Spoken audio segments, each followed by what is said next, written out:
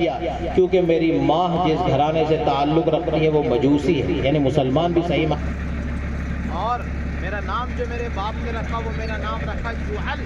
جس کو اپنی زبان میں کہیں گے گوبر کا کیڑا،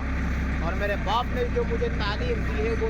باپ بھی نہیں سکھایا، میرے باپ نے مجھے اسلامی تعلیم بھی نہیں دی۔ حضرت عمر بن خطاب رضی اللہ تعالیٰ عنہ نے بھگا دیا اس باپ کو، جا پہلے اپنے حق ادا کر اپنے بیٹے سے، اور اپنے بیٹے کو اپنے حقوق پورے ادا کرتا تو آج بیٹا حق مانتا۔ میں اس کو یوں کہتا ہوں کہ شام میں اگر بچے کو سبق یاد نہیں کرایا، آج مول صاحب نے مکتب میں بچے کو سبق نہیں پڑھایا تو ڈنڈا لے کے کل مسلط ہو جائے، کہیں سبق سنا،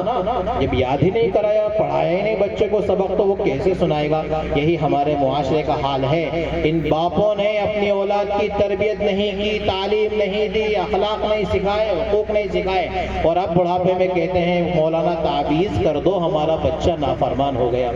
اولاد تعویذ سے نہیں بنتی ہیں، اولاد تربیت سے سنورتی ہیں۔ تعویذ سے اگر اصلاح ہو جاتی ہے تو نبی علیہ السلام سے بڑے عامل کوئی نہیں ہو سکتے۔ ابو جہل کے گلے میں بہت بڑا تعویذ لٹکا دیتے نا، بات ہی ختم ہو جاتی ہے۔ یہ اولاد تعویذ سے نہیں سنورتی، یہ اولادیں تعلیم سے سنورتی ہیں۔ باپ کے ذمہ ہے کہ باپ ان کو صحیح تعلیم دے۔ اسلامی تعلیم ہمارے معاشرے میں بالکل مفقود ہو گئی، صرف والد باتاسا مکتب میں پڑھ لیا بس وہی سمجھتے ہیں، نہیں، اسلامی تعلیم دینا باپ کی ذمہ داری ہے۔ اور اگر یہ باپ حق ادا نہیں کرتا تو میں اور بہت کڑوی زبان میں کہہ رہا ہوں، جس باپ نے اپنی اولاد کی اپنے گھر میں اسلامی تربیت نہیں کی، وہ اپنے خلاف اپنے گھر میں شیر اور چیتا پال رہا ہے، وہ کھلا پلا کر ایک بدماش شیر اپنے خلاف تیار کر رہا ہے، کیونکہ یہی بیٹا جب باپ کے حق نہیں جانے گا، ماں کے حق نہیں جانے گا، یہی بیٹا اس ماں باپ کو بڑی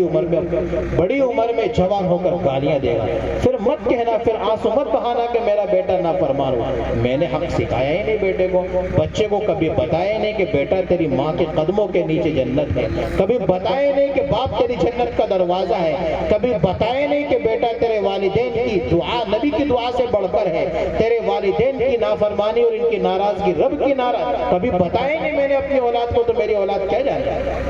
کیا جانے میری اولاد۔ یہ قصور جتنا جوانوں کا نہیں اتنا ان کے باپ بوڑھوں کا ہے، اس لیے اپنے حقوق کو ادا کرنا سیکھیں، اور حقوق میں سب سے پہلا حق یہ ہے کہ اسلامی تعلیم سے خود بھی روشناس ہوں، خود بھی اسلامی تعلیم حاصل کریں، جانیں۔ عمر ختم نہیں ہوئی تعلیم حاصل کرنے کی، اسلامی تعلیم انسان کو انسان بناتی ہے، درندگی سے نکال کر انسان کو انسانی معاشرے میں ڈالتی ہے۔ تو ہماری انسان بننے کی عمر ختم نہیں ہوگی، وہ تو قبر میں جس دن پہنچیں گے نا اس دن انسان بننے کی عمر ختم ہوگی، جب تک تو ہم کو انسان بنتے ہی رہنا ہے۔ تعلیم حاصل کرنا انسان بننا ہے، تعلیم حاصل کرنا، اخلاق سنوارنا، یہ انسان کو صحیح معنی میں انسانی رنگ و روپ میں ڈالنا ہے۔ تو ہم صحیح معنی میں خود بھی تعلیم حاصل کریں، اسلام کے احکام سیکھیں، قرآنی احکام سیکھیں، نبی علیہ السلام کے اخلاق کو سیکھیں، اور اپنی اولاد کو سکھانے کی کوشش بھی کریں۔ ابتدا میں نے کی تھی ان الذین قالوا ربنا اللہ ثم استقاموا سے، کہ ہم کو جب ہم نے کہہ دیا کہ رب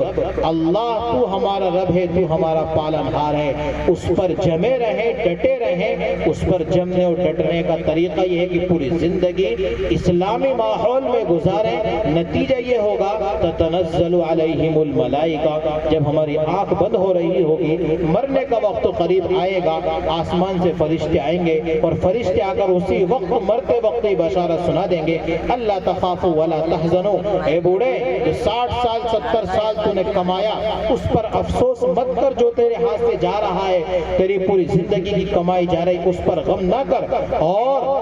اللہ تخافوا جو اگلے مرحلے قبر کے آنے والے ہیں اس پر بھی ڈر مت، ہم تیرے ساتھ ہیں۔ وابشروا بالجنۃ التي كنتم توعدون، خوشخبری لے لے اس جنت کی جس کا رب نے وعدہ کیا ہے۔ نحن اولیاؤکم فی الحیات الدنیا وفی الآخرہ، جب موت کا وقت آئے گا تو ڈرے گا تو انسان کہ مجھے اکیلا قبر میں جانا ہے، وہ فرشتے آ کر انسان کو اطمینان دلا دیں گے، نحن اولیاؤکم فی الحیات الدنیا وفی الآخرہ، پوری زندگی ہم نے تیری دوستی نبھائی، کیونکہ تو دیندار تھا، نیک لوگوں کے ساتھ ملائکہ ہوتے ہیں، تو دیندار تھا، تو نے ہماری دوستی اس دنیا میں نبھائی، اب ہماری دوستی تو آخرت میں دیکھے گا۔ نحن اولیاؤکم فی الحیات الدنیا وفی الآخرہ۔